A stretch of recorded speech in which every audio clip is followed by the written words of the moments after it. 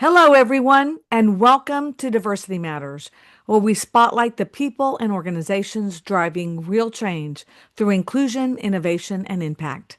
I'm your host, Teresa Palacios Smith, and as we celebrate Women's History Month, we recognize the women who didn't wait for permission, who didn't wait for the perfect moment, and who chose to build, create, and lead even when the path didn't exist yet.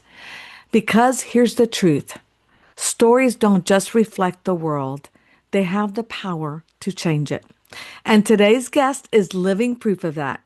I am honored to welcome Jacqueline Ruiz, a visionary leader, international speaker, author, pilot, museum curator, and the publisher behind Latinas in Real Estate, helping bring powerful stories and voices to life across our industry.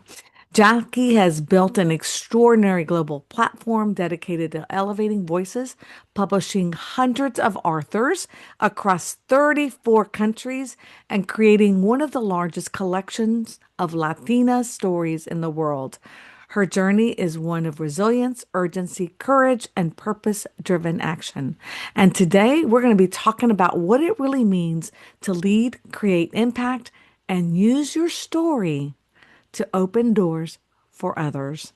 Welcome, Jackie, to Diversity Matters. I'm so glad you're here today. Thank you so much for having me. I'm honored. And like my daughter says, my heart is beeping with happiness to be here. Oh, I'm so happy too. So I know that you and I met when I was being the MC recently at an event in Chicago with the Latinas in Real Estate volume. Was it volume four? Volume 3. Volume three.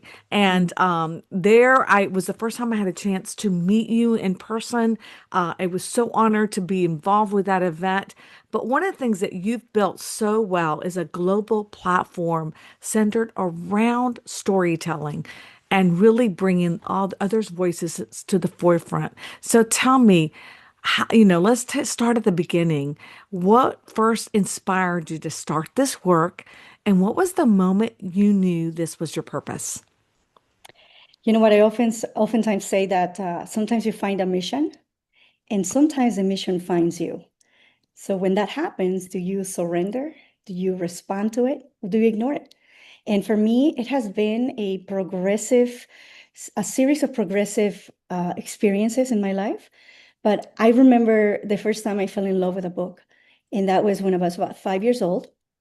My mom had all these amazing books around the house from Napoleon Hill, from Zig Ziglar, from, Dale Carnegie. And these books started shaping the way that I thought. These books started creating a new beautiful reality as I listened and read and embodied the stories that I was, reading in these books. I was mesmerized, as a little girl, looking at the world with all kinds of possibility, looking at the world with curiosity, right? I wanted to know more. I wanted to inquire more about what creates a life of success and what makes someone's legacy thrive beyond, the years that you're on this earth. I mean, these are questions that I was asking myself early on. And when I was 21 years old, I heard the word that nobody wants to hear. I heard the word cancer. And then when I was 23, I heard the word again in a different part of my body that really provoked an activation of a sense of urgency to serve. And that's really what got me from being a reader to being a writer. Because now it was all about encapsulating my legacy. It was about knowing that if I died, because I saw death pretty close the second time, my children would know who I was. So this yearning of legacy building, and my German teacher, when I was 16, he's like, writing is an extension of your soul. And I'm thinking, oh my God, that sounds so beautiful. But it didn't make a lot of sense to me until I was 21 when I hear this word. And then when I was 23, um, started writing on my first book, just with the intention of having my children read about me when I died. And just knowing that I can have a permanent record in the Library of Congress. And little did I know that that one book that I published at 26 years old, from that 20, experience at 23, published it at 26, it was going to unleash the magic of storytelling around the world and creating a platform that has helped hundreds of people in 34 countries. And you know what? I have 38 of my own books, and I will continue to write and extend my soul as long as I live. Thanks to that teacher. Oh my God, that is so powerful. Jackie, I am just in awe, number one, that you were that young, realizing that at that time, the power of reading and the thought and the creativity that you were able to come from, you know, being inside, right? The mind of a book, right? Of the author Mhm. and what they were thinking about. And most of all, that at such a young age were hit with such a catastrophic disease that it made you realize that your legacy needed to be one that was not just about the, cancer, that it was more than that. So extremely powerful. Now, I know that you talked about, and when you pause and really take everything in, you've you've built so far because you are just in your 40s, right? Um, what would you say is what are you most proud of? You know what? I'm proud of a lot of things. And oftentimes I don't go around thinking, oh, I'm a pilot, I'm a 38-time author, I'm a publisher around the world. Like, I don't think about those things. What I think about is how can I today help someone's dream land? Because landing is mandatory. I always say that. But what I'm very proud of is my children. I mean, I always tell my son, he was my first child and the one that inspired me to become an entrepreneur at the age of 23. And he is as old as my first company. He's almost 20 years old. And my daughter, on the other hand, she was really the impetus because she was born and in 2019 in December, and I published my first book in June 2010. So I always tell her, you were the inspiration to publish my first book.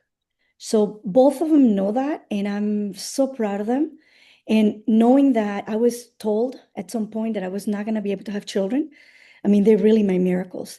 And seeing them grow and seeing them evolve and seeing how I could be a multimillionaire, I could be a successful entrepreneur, I could still be a mom and bring the kids with me. I mean, my daughter has been part of, my nonprofit organization since its inception. When I was putting crowns on young Latinas, letting them know that they're valuable, they're amazing. And now we just got a grant from the Obama Foundation, recently. Wow.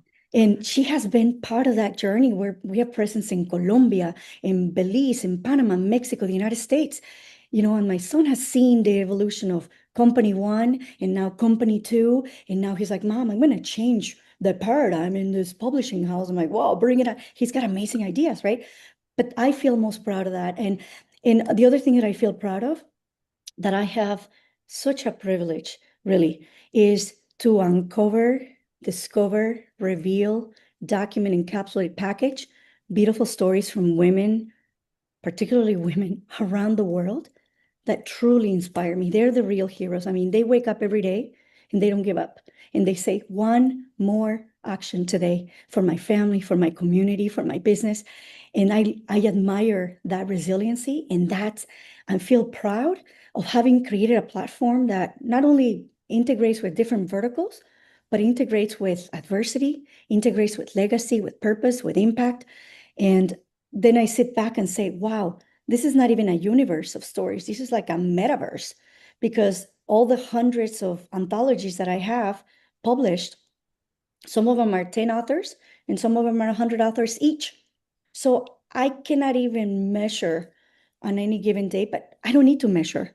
All I need to do is I need to continue to say yes to my mission and surrender and do what I do every day. And that I know that compound effect is going to continue to create a beautiful impact. You're going to make me cry because everything you've said really has touched the lives of so many women who sometimes are very quiet about their story. You don't know how they achieved the success they did because there's always a backstory on how they got there, right?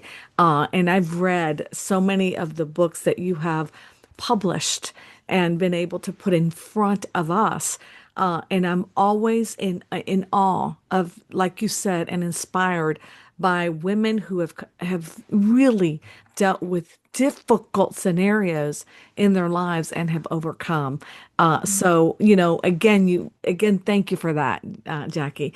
One thing you shared, that you are a two-time cancer survivor, and I think, you said already that that gave you like a sense of urgency, that you needed to do something right away. And I think too many people wait. They wait for the right moment. And what did that experience teach you about not waiting? And what can you also teach others about doing the same? You know what? One thing that has been the biggest lesson for me is anticipating greatness, anticipating a vision that is bigger than any situation that you're experiencing. Give you an example. When I was in that hospital bed with, at that point, a 5-month-old baby, my son, I was about to graduate college, and I was also starting my company, my marketing agency. My biggest dream had been to be an entrepreneur in the land of dreams. And I worked really hard to manifest that at 23. And so I was just beginning. And the doctor walks in.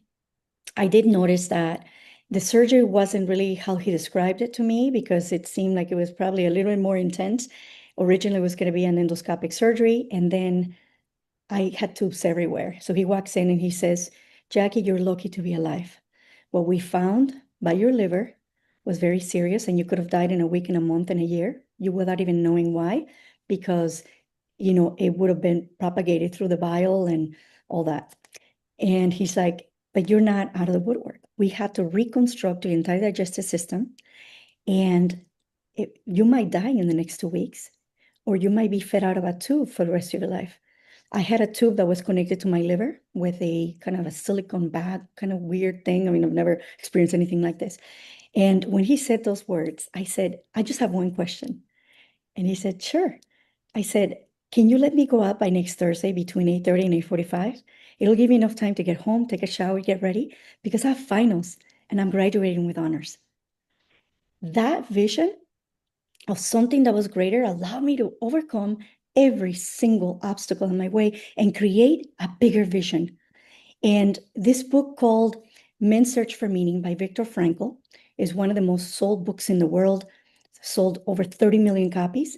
And it talks about the premise of creating a vision that is bigger than anything you're experiencing right now. And that purpose is the driving force that allows you to manifest it and overcome every obstacle on your way. I showed up, did my finals, had a long jacket. Nobody knew that in that very exact moment I was fighting for my life, because I never spoke about it. I never uttered a word. When they said, where have you been? I said, well, I've been busy, with my business. Starting my company. I've been really busy. My son, great. Nobody knew. I didn't want to burden anybody with that. But afterwards, I learned the importance of opening up your story, because for me, that was like, okay, it's part of the past. I don't want to share. I don't want to talk about it, right? I want to move on. But when people started saying no, but that's what makes it so amazing that you've overcome this. And if you were to ask my mom, like, why are you successful? Because I'm disciplined and I never give up, and I have a unique ability to overcome adversity. It's become like a muscle, from overcoming poverty, cancer, stigmas, all kinds of stuff. Like, I feel like I'm activated with adversity. And that's, I think that, something that just keeps me going. Well, I mean, again, so, like I said, when I heard your story, at the event, I knew you had to be on this show because there are so many people that stop and become victims instead of saying, I'm not going to be a victim. I'm moving forward and I'm going to dream bigger than I've ever dreamed. And I know that I can achieve it by doing that. And I love that book. I had not heard it, so I'm definitely going to have to read it. And one thing that I also love about your story is that you just don't stay in one lane. You've accomplished this, you've done this, you graduated with honors, you have a baby, you're starting a business, but then you decide that you're going to be a pilot. So, so you're one of those first Latina sports airplane pilots, but that's not enough. Then you decide that, you know what? there are probably other women pilots. So I'm gonna do and find who they are, and then you curate this museum dedicated to Latina pilots, the first of its kind. So let's talk about that. When you saw, that come to life, what did that moment represent for you and to the many, many women that you have spotlighted in that museum? You know what is fascinating because the first time that I decided to become a pilot was my husband was actually thinking about doing that, and we were racing cars on the track, and that was like our sports, our hobby.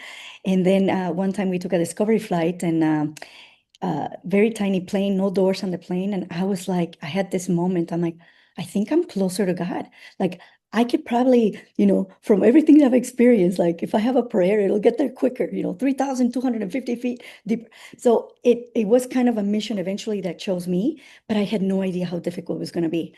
But again, once I saw myself as a pilot, many people that begin that journey never finish. For me, it's a hobby. I'm not a commercial pilot. I fly, sports and private airplanes, and which makes it very unusual, right? Because you typically go for a career. But it was like I had two babies, businesses, and I'm like, here, my free time going to the airport and landing 20 times. But it took me 9 months, once I kind of converged, this idea of storytelling, the idea of aviation that kind of changed my life in so many beautiful ways. And it impacted the way that I think on the earth, how to be objective, how to be present, how to make an impact, how to zoom in and out, how to be present 1,000% and see 20 things happening at the same time to save my life, to save, most importantly, the life of my passengers. So that responsibility and over, close to 500 landings that I've had and over 100 passengers that I've taken up in the air, across the Midwest and everywhere else. For me, it was like, how do I find more people that look like me?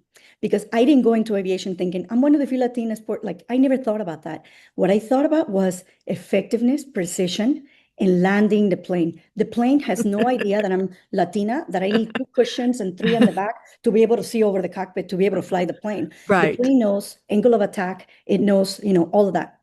So once I mastered that, and I got my license, I'm like, oh, I'm a pilotina, right? Now I'm a Latino. Like, and then I'm like, where are the other pilotinas in the world? Like, I need to find them. It took me 9 months to find them through my extensive network to find 22 women.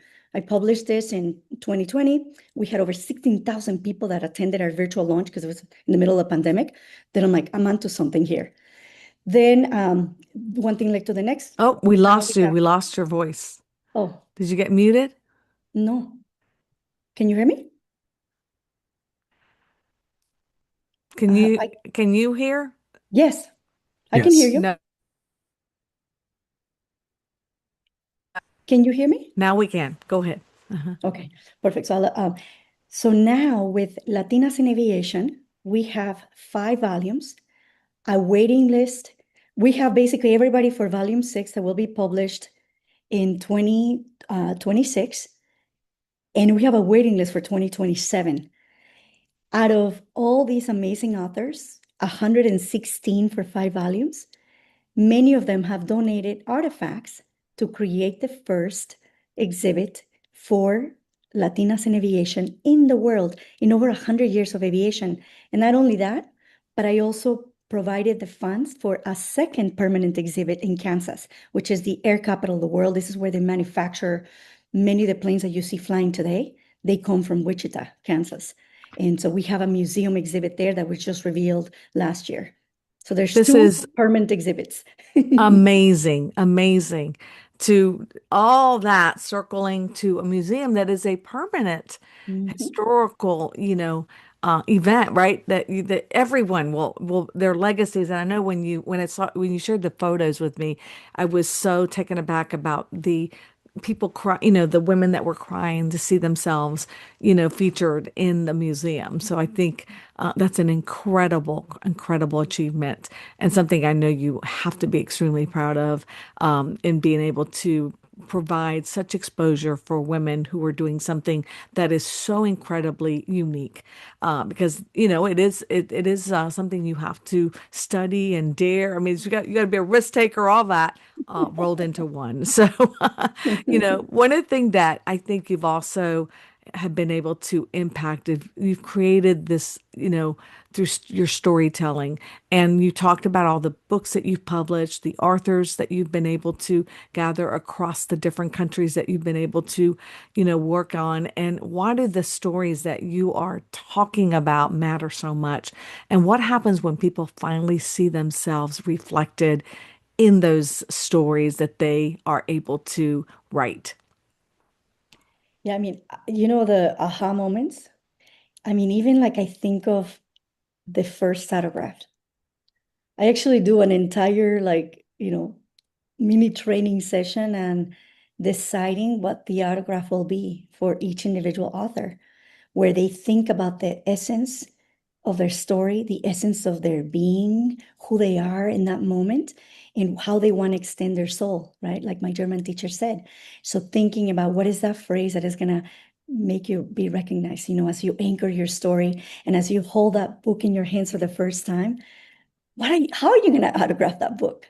A lot of people don't think about that, but that is a huge milestone. And I cannot tell you, I mean, even for me, my own journey as an author, like I could write another 100, 300 books. And every single time that I hold that book in my hands and it says not for sale around it, and I hold it, and it's months or sometimes years of writing, and I stand in my soul and putting together, and all of that, and holding it, it never gets old. So I get to witness not only my own journey as an author and walk the walk, but also seeing the first autograph, the first time they hold their hands, hugging each other, crying, thinking, or sometimes sharing that with their families. Oh my God, that is one of the most It beautiful is moments. really so powerful. Wow, Yeah, it magical. really is because I witnessed it and how people are so proud. And call out to Maggie Matthews, I know who did the Latinas volumes 1 through 3, and then Magda Sola is how I met you. So we got to give our shout out to Magda because every little piece that they wrote in these books is a piece of themselves and a story that has to be told, right? Mm. And how powerful it has been to be able to experience someone's life or a segment of it in the stories that they've been able to write. So again, you've done so much to elevate voices. One thing that I always want to know is every person, everyone has someone who has helped shape their belief in what's possible. So I know you talked about your German teacher, but who else inspired you early on to believe that your voice and the voices of others really truly mattered? My mother. I mean, without her having this richness in intellectual property, books, everything she surrounded me with from, motivational perspective, and just seeing that we had a beautiful bookshelf with the Encyclopedia Britannica, like the English Encyclopedia, I mean, I used to devour those volumes. And then of course all these other books that I mentioned. I mean, without her impetus and her, she's like, I used to tell my mom, like, Mom, I have something here. I want to change the world. And she's like, I don't know if there's medicine for that. Because you know what? That burning desire, that I like that, fire in my chest to like change the world, it came really from reading those books that she exposed me to, and that created this like purpose for me. And when I was working on my memoir, when I was 31 years old and I was interviewing my family, I discovered so many things about my childhood, and just what a blessing, that my life has been really, for like like how many struggles and stuff that I had no idea, right? And my mom kind of like awakened me to some of those episodes, and she's like, I finally know what that is, that thing that you were feeling when you were a little girl. And I'm like, tell me, Mom, tell me. She's like, love. I have seen your love for people, for your family, for things that you do, the passion that you give, your clients, like that's love. That firing thing, it's love. And I'm like, is it? Oh my God, I finally had an answer at 31 years old. Oh, I love it, love it, love it. Well, what did your mom do? Because, to have all those books, you know what I mean? That's not something She was that in is, sales her entire life. she was in, I was going to say, Sales. those Yeah. books are really I would say, the Bibles, and not Yeah. to confuse our Bible because out of respect, but the Bible for those of us that have ever sold or have been in that industry, you have Yeah. to have those books as part of your Because it keeps everyday you reading. motivated, right? And This is what you know, drives you. and it's Yeah. what people really have accomplished right through those books Mhm. that work, right? So I was just wondering, like, ¿qué And hizo then, tu mamá? ¿Qué hacía tu yeah, mamá? ¿qué hizo mi mamá? No, and then, the thing is that when she was like super motivated, there was always this correlation because she was like, she had like seasons, she was so super motivated reading those books, and then she would like calm down. I'm like, no, one day when I grow up, I want to be motivated all the time. But she used to win contests, for trips, like, hey, let's go to see this Les Brown and like, all these people like Zig Ziglar and all Wow. that. Yeah. So then I used to tell my mom, one day I'm going to be on that stage. Little did I know that now I've been a keynote speaker for 16 years, traveled to 4 continents, stages everywhere. It's unbelievable how that seed or that mission begins to choose you. And then as things progress and things start to manifest, like you surrender, you say yes. And here I am 16 years later as traveling the world to share what I didn't even know was a story because I'm like, I've been through hell and back. I mean, I guess that can inspire But somebody. it resonates with so Yeah. many people I that, know. number one, see themselves in you. They see the Mhm. possibilities when they hear someone that has gone through so much, has accomplished again so much, and they could be in the same shoes, right? Because they again don't know what the possibilities that are out there are. Um, Now, you've already built so much. So I have to ask this question. What's next? What's the next chapter? Because again, you're so young. What are you most excited about doing now? You know what? One of the things that I get most excited about, and I was actually talking to one of our clients this morning, is being called a dream catcher, being the extension of the wings of my clients, my authors. Like, I love the idea of manifesting and I live for that. I really truly do. And what's really fascinating is that I've achieved, a lot of earthly, things or whatever, but I just every single day, I pray to God to give me life, to give me health, to give me energy so that I can continue to help as many people land on their dreams. And if I write one book or maybe another 100 between now and the time I die, it's fine. If I have one more condo, one more vehicle, one more, it's fine. But I'm not driven by that. I'm not driven by egos or money. I'm driven by how many people can I help today and that compound effect of aligning with my purpose, surrendering to those missions, and saying yes, when it feels amazing, when that divine download comes to me. So that's all I ask. That's really what's next. I mean, next is living every day in purpose with the purpose aligned and the authenticity. And I don't know what's going to happen tomorrow. I mean, even though I'm a pilot and I always want to have a flight plan, I haven't had a flight plan for at least a decade because I've surrendered to all these inspirations and divine downloads, and it's taking me all over the world.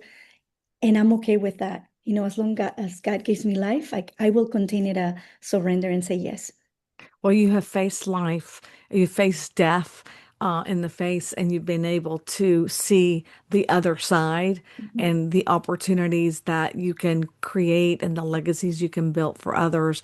And I want to commend you because, again, you are an inspiration to me, and I know that you're an inspiration to so many other women who see what you've done and see what you're doing and see what you are able to continue to do. So again, thank you for that. I can't believe it. We're almost done with our conversation. It's been so much fun.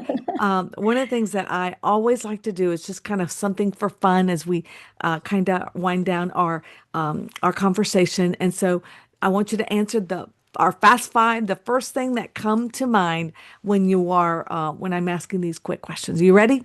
Yes.